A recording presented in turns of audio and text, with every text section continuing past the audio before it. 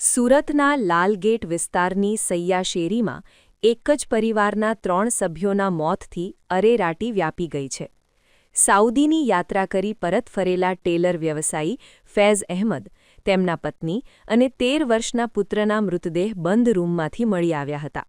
સવારે કાકાએ દરવાજો તોડતા ત્રણેયની લાશ અલગ અલગ જગ્યાએ પડી હતી અને મોઢામાંથી ફીણ નીકળતા જોવા મળ્યા હતા. પ્રાથમિક દ્રષ્ટિએ એસી અથવા ગેસ ગીઝરના કારણે ગુંગળામણ થઈ હોવાની આશંકા છે, તો બીજી તરફ ઝેરી દવા પી આપઘાતની ચર્ચાએ પણ જોર પકડ્યું છે.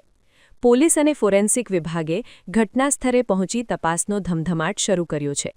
મોતનું સાચું કારણ હવે પીએમ રિપોર્ટ આવ્યા બાદ જ સ્પષ્ટ થશે.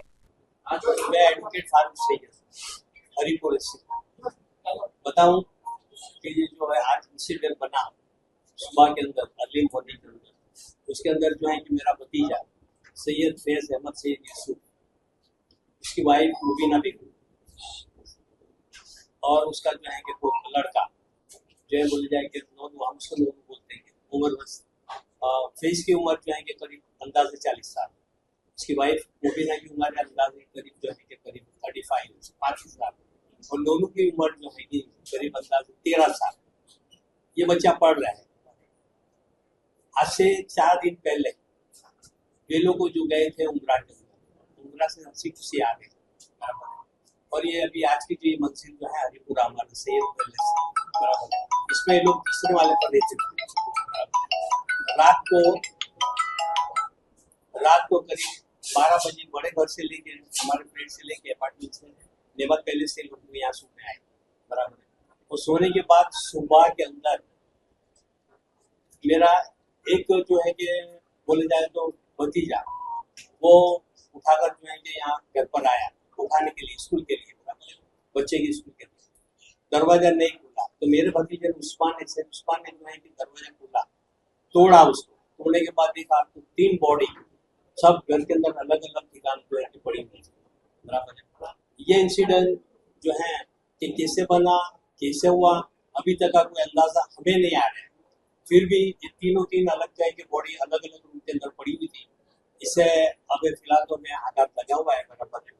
एक बात सच है कि इसके अंदर कि कभी भी ये जो मेरा भतीजा फैज है, उसकी वाइफ जो है कि जो मुबीना जो है, इनके बीच के अंदर भी कभी कोई डिस्प्यूट नहीं था, कोई झगड़ा नहीं था, आराम से लोग रहते थे. बल्कि अभी जो बताया पहले कि वे लोग जो है कि उमरा कर आए 4 दिन पहले ये हादसा हो गया है. हमारे लिए बहुत बड़ी दुख की बात है और कभी जिंदगी के अंदर जो है कि हमारी फैमिली के अंदर कभी ऐसा कोई तो इंसिडेंट बना भी नहीं है कि जो बॉडी बाद में देखने को हमको मिली हो.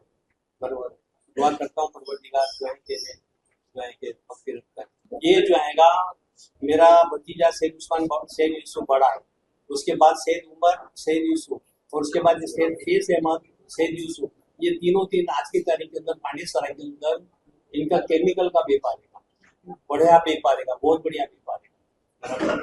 और ऐसा नहीं है कि तीनों भाई के अंदर मुंह पर और एक ही बहन, तीनों भाई में एक ही बहन कुछ शहजादी देता. हमारी फैमिली के अंदर कि कभी भी ऐसे कोई झगड़े नहीं. हालांकि मैं एडवोकेट हूँ, 47 साल से मेरी प्रैक्टिस है, लेकिन कभी हमारी फैमिली के अंदर ऐसा कभी कोई झगड़ा नहीं हुआ, कोई ऐसा फसाद नहीं हुआ. और ये हादसा जो हुआ है बराबर है, हमारे लिए तो बहुत बड़ी दुख की बात है. और भाइयों में के अंदर भी कुछ भी बराबर अल्हम्दुलिल्लाह जो है कि अभी जो केमिकल का व्यापार है उसके अंदर भी हमने मेरे भतीजों ने अच्छी खासी प्रॉपर्टी भी अभी मिली है बराबर, तीनों भाइयों के नाम पर, सिस्टर के भी नाम. ये जो है कि भाई साहब सही बात तो ये कि ये रहस्य राज ही राज है. Unless and until postmortem report आए ना तो हमें पता चलेगा बराबर. एक बात नक्की है, पोस्टमार्टम रिपोर्ट से भाई हमें भी पता नहीं चलेगा, क्योंकि मैं तो खुद एडवोकेट हूं, ये पता चलता है. जब लोग राजी खुशी से अभी 4 दिन पहले उमरा करके आए, आराम से रात को यहाँ फ्लैट नेमत पहले से यहाँ पर आए बराबर, और 12 बजे के बाद ये लोग सुबह के अंदर हादसा होगा, ये सब हुआ क्या है क्या, ये एक राज ही राज है. टारगेट पुलिस स्टेशन विस्तार में रामपुरा एरिया में एक बहुत ही दुखद बनाव हुआ है, जिसमें कि हमें 3 डेड बॉडीज मिली है. तो प्राइमरी इन्वेस्टिगेशन में पता लगा कि जो डेड बॉडीज में एक हस्बैंड वाइफ और उनका बेटा है. हस्बैंड का नाम है फैज यूसुफ, वाइफ का नाम है मुबीना और बेटे का नाम है नुमान. तो हस्बैंड की जो उम्र है वो 40 वर्ष की है, वाइफ की 36 और बेटे की 12 वर्ष की। तो जो हमने तपास की अभी तक प्राइमरी, उसमें पता लगा है कि तीनों बॉडीज के जो मुंह से झाग निकल रहा है, तो हमने अलग अलग फॉरेंसिक एक्सपर्ट से बात की है और हमें पता लगा कि क्या क्या प्रॉबिलिटीज हो सकती है। तो प्राइमरी जो प्रॉबिलिटी हमें पता लग रही है वो गैस लीकेज हो सकता है, क्योंकि इनके घर में जो भी एसी और जो गीजर लगा हुआ है वो कॉमन एरिया में लगा हुआ था, और जब हम रूम में एंटर भी किए थोड़ा सा एरिया में सफोकेशन था।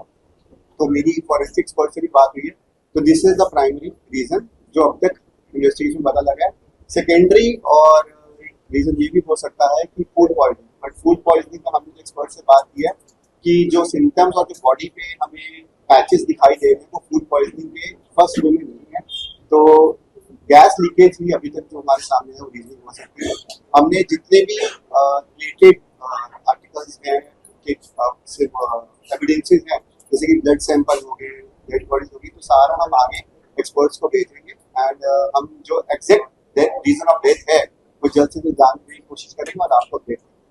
जी, एक्चुअली जब हमें इंफॉर्मेशन मिली वो सुबह के लगभग 11 साढ़े 11 बजे की बात है, और ये जो बनाव हुआ है, जो बॉडी की स्थिति थी, वो एक्सपर्ट्स बोल रहे हैं कि इनकी डेथ हुए 7 से 8 घंटे हो चुके हैं। तो जब हम वहाँ पहुंचे तो पुलिस को इत्तिहार किया गया, तो उस वक्त जो डोर्स और विंडोज थे वो खोल दिए गए थे। तो जो एक्चुअल में सफोकेशन जितना था उसका हम अंदाजा नहीं लगा पाते, पर जैसे कि फॉरेंसिक एक्सपर्ट ने बोला जब उन्होंने एंटर किया तो रूम में एक सफोकेशन और एक हेडेक जैसा फील हो रहा है, जो प्राइमरी कॉज ऑफ डेथ हो सकता है। ये जो व्यक्ति है ये अभी हमें एग्जैक्टली क्या काम करते हैं इसके बारे में तो जितना भी डिटेल्स है वो आपको जो मीडिया रिपोर्ट तैयार करेंगे उसके बारे में। जी नहीं, अंदर इसलिए में हम अभी प्राइमरी कॉज में कह सकते हैं क्योंकि जो डोर था वो अंदर से बंद था। अगर कुछ भी अगर अंदर होता तो जो डोर होता वो अंदर से बंद ना होता, बट फिर भी हम इसको भी एक प्रोबेबिलिटी लेके चल रहे हैं और हम इंश्योर करेंगे कि अगर इसमें किसी को भी कोई क्वालिफाइड एक्शन या इंटेंशन है तो उस पर भी एंगल एक्सप्लोर किया है।